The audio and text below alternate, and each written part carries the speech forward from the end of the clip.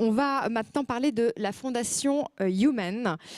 J'aimerais accueillir à présent Jennifer Pilat, qui est directrice exécutive de HUMaiN, Kathleen McGinn et David Leppan, qui sont membres fondateurs du conseil HUMaiN. C'est une fondation qui met à disposition des outils d'intelligence artificielle et de robotique auprès de minorités, notamment en Afrique et en Inde, mais pas seulement.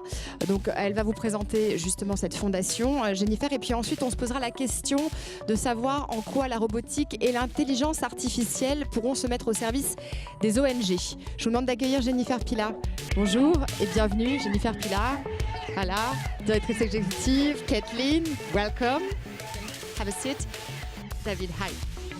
Let's have a seat.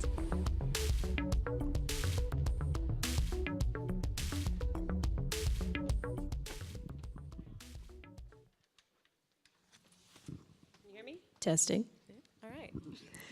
Hi, I'm Jennifer Pilat, joined by Kathleen and David to talk to you about a project we've been working on that centers around this question, a question that we've all spent a lot of time working on, and it's a question of impact. So impact, and particular to this field, is how do we make the biggest impact possible with AI? And in alignment with the work that Philippe and the founders of the Robot of the Year have done to create this amazing day and this initiative, and around the creation of AVEN, there's another channel of work that we've been working on to see how do you make sure that you can leverage these technologies, these tools, for as many people as possible in the ways that really can affect large-scale social issues around the world. So AI has a social impact by its very nature, and we want to make sure that those that can benefit from it most are able to access it.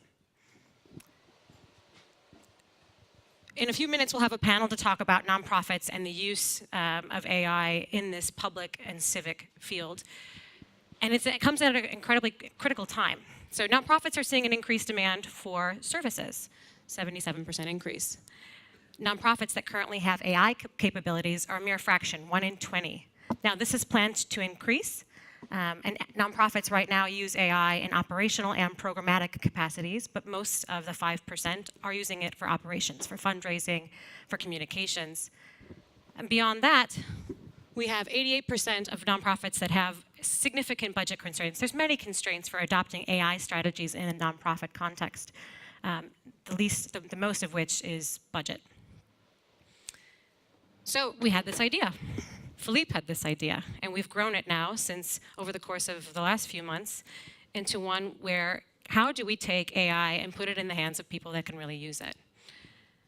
And so we're going to empower people by bringing people on a one-to-one project, nonprofit to AI tool and company basis to field technologies that can really make an impact, focusing at first on education, healthcare, and the environment.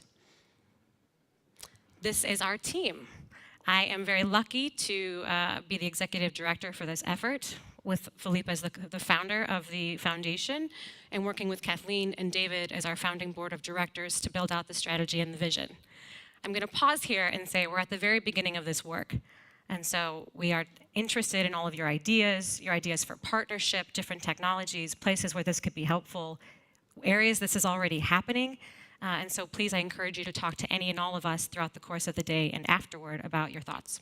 Okay, so when you're building an organization, the first thing that you most usually get the question about is, so what are you going to do? What are your activities going to be? And so we selectively organize the activities into 4 different buckets. And the first one is convene. And we think that that is very important because we realize through a lot of the research that Jennifer has done is that nonprofit leaders and aren't nimble enough and don't have the resources and aren't agile enough to be able to actually create the change that they're really looking for.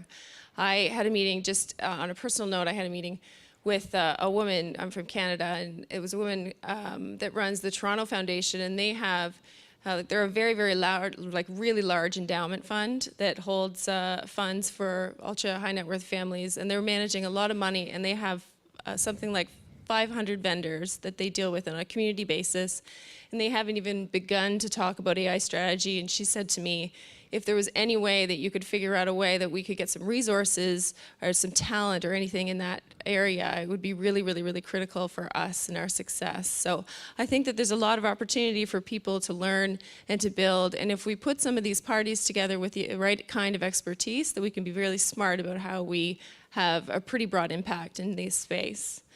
The other one is research, because this is such an evolving field, as we know, but we want to really focus our research on AI research that would go into the nonprofit sector, and it would create some change that we are looking at. So very, very specific, very niche market for that, and we'll probably, more than likely, I feel like we'll build a pretty successful granting program on that end.